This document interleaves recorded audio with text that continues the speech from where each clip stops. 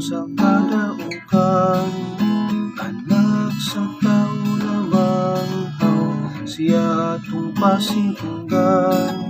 Si Jesus nabuhi bago sa kamatayon nagmadaogon, maglipay ug magmayata, iwas ang tao sa sala. Kristo Jesus nga among hari, kami kanimo nagadahi sa krus, ikaw namatay. Pupusa